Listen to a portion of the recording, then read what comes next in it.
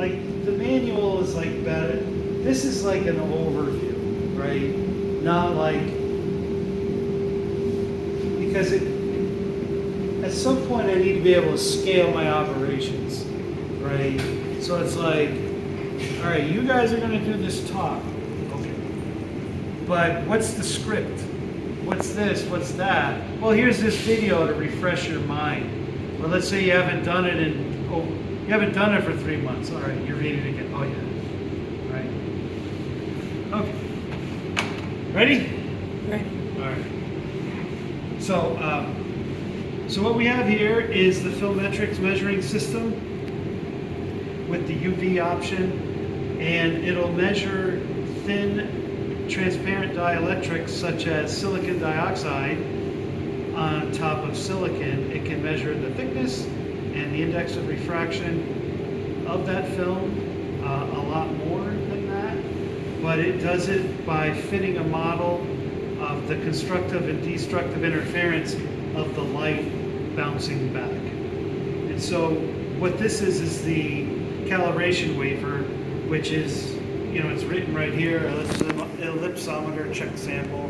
It's got an ID and all that information that you can write down in your lab notebook. But it should be right here, right? And the wafer is right here. And I'm not quite sure if it'll come up in the screen. I'm just wiggling it back and forth so that you should see that there's an etched pattern in there. And they've even etched the thickness of the wafer on the wafer. So I'm going to place it on here with the flat here and the edge here, but I need it to be in the center. Oh, turn the shutter on. That helps. And if it's not right,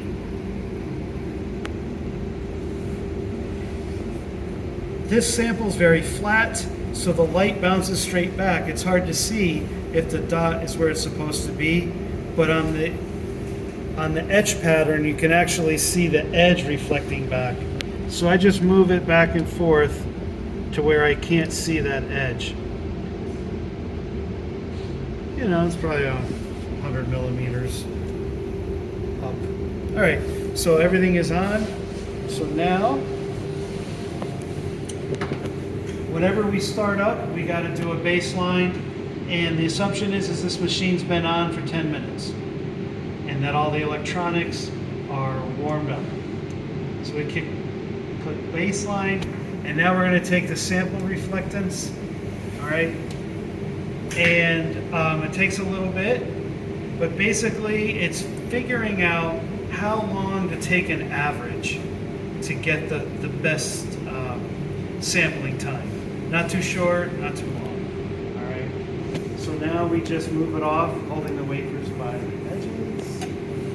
And now this wafer is considered to be a silicon wafer with 0 thickness. Now in reality it's got about 20 angstroms of a native oxide, but because we're measuring something quite thick, it doesn't affect our results. Right? So we just put it in there, flat there, edge there, and that's considered to be the center. All right, and we'll take the reflectance standard. This is the definition of 0. Right?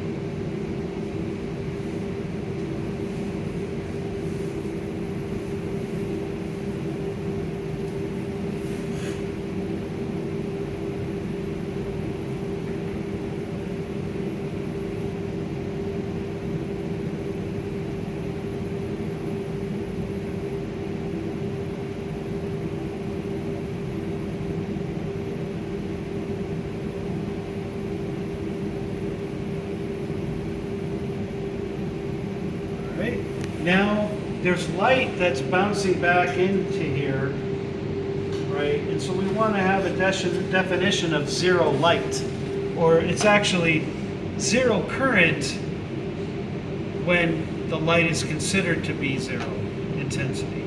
So lift the wafer up so that the light from the source bounces out, and we just take the background. Now you're calibrating the photodiodes in the machine to like, this is 0. Right?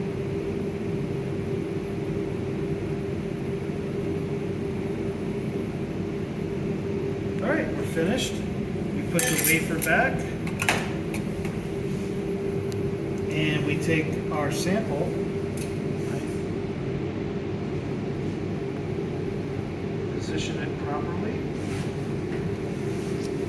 and we measure. Okay, and it's giving us a thickness of 2,265.2 angstroms and an index of refraction. All right, if you wanted to change some of this, you could look at the recipe where we're actually measuring the index of refraction, extinction coefficient, and the thickness, right? If I was measuring 100 angstroms, I would put 100 there, right? The other analysis options are just trying to curve fit from 290 nanometers or 2,900 nanometer angstroms to 900 nanometers or 9,000 angstroms. Then there's acquisition settings. This time came from the calibration procedure, and it changes from various processes. So we'll just cancel. All right. And what we can do is just take a quick 5 measurements.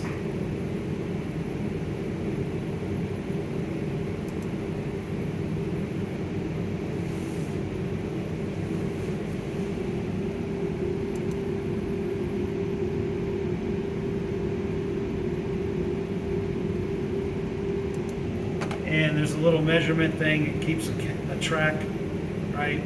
And now we can see the statistics.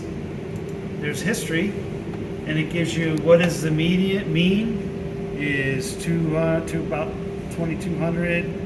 Gives you the median, standard deviation. Now this is interesting. We did this 15 minutes ago for 5 samples and got a standard deviation of 0.6.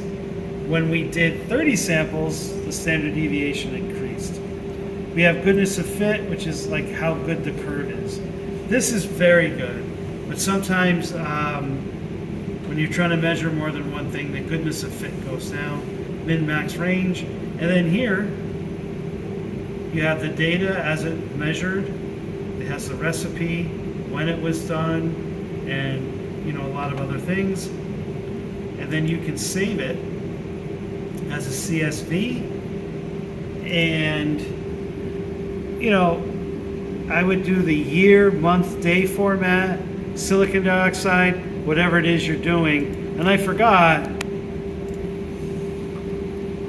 just so we can be clear, you probably want to put your initials at the end of the file, right? And like how to analyze it and do other things, that's another video.